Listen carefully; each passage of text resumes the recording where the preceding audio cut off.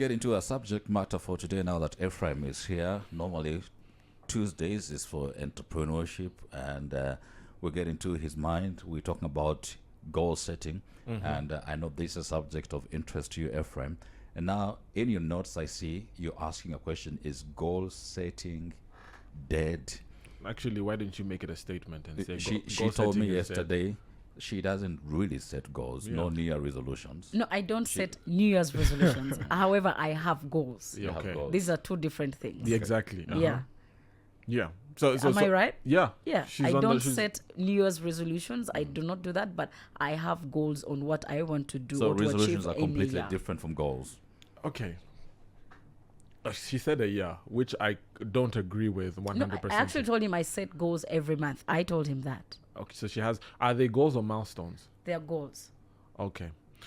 So I mean, I genuinely believe goal setting in the traditional sense is dead, because maybe the younger generation are still new to life, so they don't know how ineffective New Year's resolutions are. But how many of us how many New Year's resolutions have we set and never achieved? Quite a number. That's why we got bored along the way. Exactly. It You're was just like, just a thing. yeah. Like eating chicken on Christmas, which is no longer a thing because you eat chicken every day, right? Eating rice. guys. Okay, The- clearly.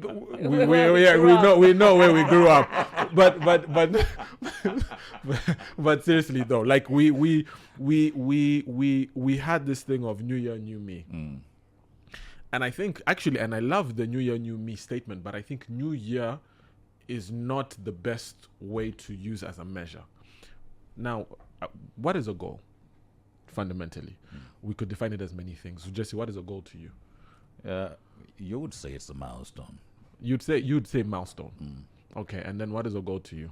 A goal is a goal. A goal is a goal. Goal Goal is a goal. Like, why should goal explains itself? It's just a goal. I It's think. self-explanatory. And I think, and truth be told, I think a lot of people confuse goals with other things, right? Achievement. And I think that's where now we kind of, when we go about trying to set them, we miss it because we haven't understood what it actually is. So there's something I was listening to today, and it was reminding me of a book I had read. There's a book by a guy called Ray Dalio. It's called Principles. Very fantastic book. Thick. If you're not prepared to commit yourself to reading that book, don't start it. Because I think there are 3 books, and there are like 2 books, and they're this thick. But he talks about principles, and he talks about principles guide our lives. And he says that at the end of the day, we have to determine what we want out of life for us to feel like we lived a good life. That is what a goal is. What we want out of life. What do you want out of Jesse at the end of it all? What do you want out of your life? That is a goal. Now, you can know what you want out of your life in a year. You can know what you want out of your life in 5. You can know what you want out of your life in 10. But what I've always learned is that when you have a journey with multiple destinations, it makes it very hard for you to be productive and plan for that journey. Simple example. The analogy is simple. If I say I want to go from here to, let's say, Kajitumba, right? Or Nyagatare as an example. That's my final destination. And so I know how much fuel I need to put in the car. I need to know what I need to prepare for the trip. I know how much water I need to drink if I need to stop along the way, etc, etc, etc. And then even to get to Nyagatare, I also need to know what I'm going to find there. But if I say, oh, I'm going to go from here to Kabuga. Then when I get to Kabuga, I'm like, okay, now I'm going to go from Kabuga to Rugwamagana. Then I change along the way and I'm like, let me go to Bujesera. Then I'm like, oh, I want to go from Bujesera, I want to go to Rusizi. Then Rusizi I go. You're losing focus. It's tiresome for you. Even planning, how do you plan for that? And unfortunately, because we set these short-term goals, these New Year's resolutions, we think we're being productive. We think we will make it in life. We think at the end of the day, it's better because I have the flexibility in life. The reality is, simplify. And I call it a vision. Where do you want to see yourself in 5 years or 10 years? That's your Nyagatare. And then figure out how you get to Nyagatare, whether you take a bus, whether you take a plane, a helicopter, a bicycle, whether you stop along the way to go to Kabuga to get some meat, or you go to Rugwamagana to spend the night, or you go to Umva Mohazi to enjoy the lake. All of those things fit within your overall vision for Nyagatare, which is your 5-year plan. And so for me, that's how I've defined goals. And that's why when I now look at the traditional way we've gone about setting goals, that's why I say goal setting is dead. Is it also to mean that it's just wishes? Some people say, live for today. Why suffer with what would happen in 5 years? What if you don't get to 5 years? What if you don't get to 10 years? Just live for now. Okay, so there's the same argument is made for religion, for faith. The same argument is made for educating your staff. So let me start with the religion one. There's a saying that says, I would rather live like there's a God to find out that there is no God than to live like there is no God to find out that there is one. On the flip side, when it comes to educating your staff members, capacity building, you would say, I would rather train my staff and they leave than not train them and they stay. So at the end of the day, when it comes to saying, oh, I want to live for today, goal setting does not limit life. Actually, the way I view it, where you say I have a 5-year vision, and then you are flexible to the methodology to get to that 5-year vision, that's where you now experience life, because life has a purpose. And that's what people don't actually understand, that aimless living gets boring at some point. It's actually very dangerous. In what way? I mean, you are literally living with no plan. You do not know what is next. What is my next The wind thing to swings do you where in it life? wishes. Exactly. And it's very dangerous to live like that when you do not know what is next for you. Exactly. And it's very expensive. Let's go back to the analogy, right? If I start in Kigali and I decide to go Nyabugogo route, heading towards the southern province, but then halfway along the way I realize, I want to go to Rwamagana. And then on the way there, I changed my mind. I'm like, I want to go to Bugesera. The cost of fuel, cost of time, cost of energy, even to myself, my self-confidence wanes at some point. Like, but what's the point of all of this? Is this really what life comes to, where I'm just all over the place? And that's what I want somebody to picture in their minds when it comes to the purpose of goal setting, is that goal setting gives you direction. It's about direction more than anything. And so there are 3 layers. I call them the layers of goals. Imagine it like a mountain. At the base of the mountain, you have outcomes. So outcome of a goal is, I want to make X amount of money, right? 10 million as an example. That's your goal. By the end of this month, that's your goal. At the lowest level, layer 1. As you go to the next level, which is a little bit more advanced, you're now looking at okay, so you have your outcomes, but then now you have what we call processes. Now, processes are the methodology you use to achieve these goals. But the last layer is something they call identity. Now, this is borrowed from a book that I love so much. It's called Atomic Habit. So this last bit is where a lot of people miss out on the opportunity to achieve their goals. There's a saying that says that our thoughts beget our actions, and our actions beget our habits, and our habits beget our character. So it starts with our thoughts. Now, there's a difference. I'm going to say two statements here, and you tell me which one you think is better. Julian, are we together on this one? Absolutely. 2 statements, and I want you to give me feedback. So one statement is, I want to have a lot of money. Of course. And I want to be wealthy. Sure. Which one do you think is a better statement? I want to be wealthy. Why? Because you can have a lot of money and you're not wealthy, and you're not productive with your money.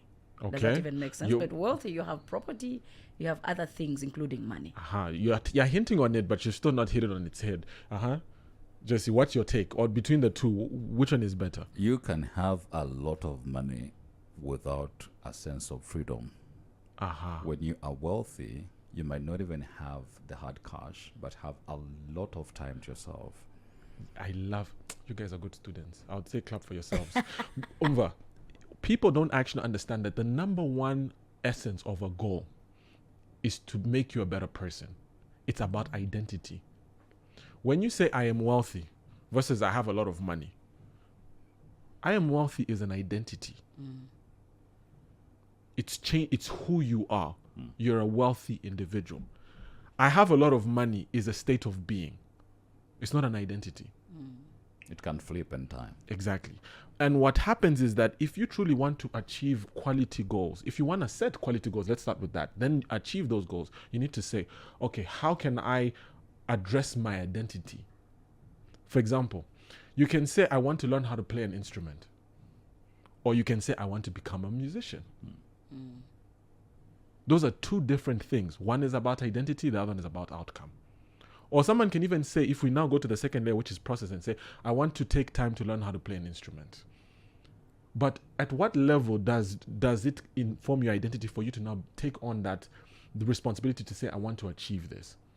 And so that's what I'm trying to say. Like, when we sit down and we try to figure out how we're going to set goals, the first fundamental purpose of goal setting is to make you a better person. Why? Human beings, fundamentally, we are flawed.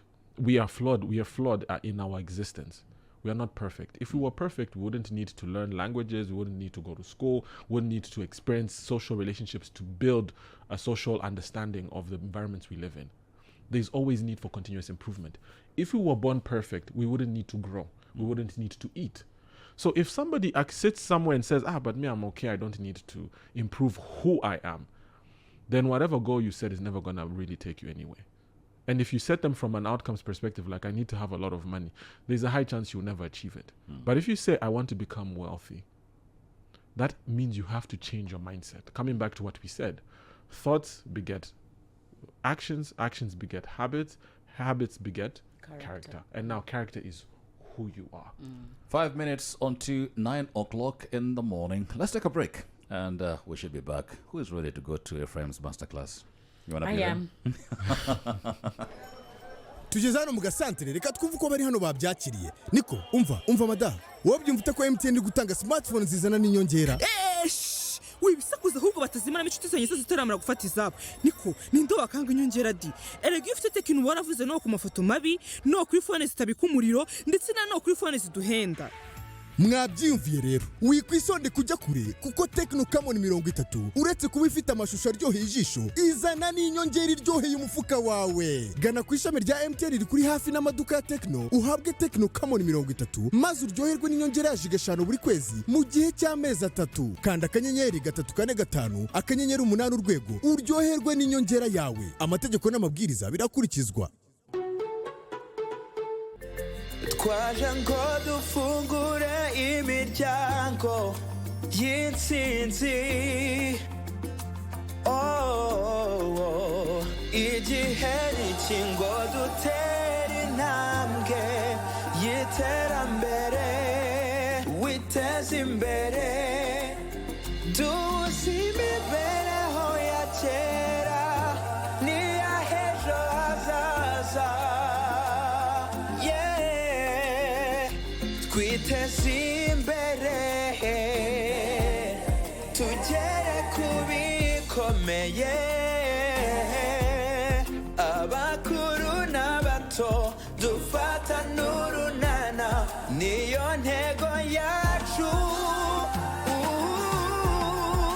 BPR niyanjye BPR niyawe BPR iriho ku bwanjye BPR niyacu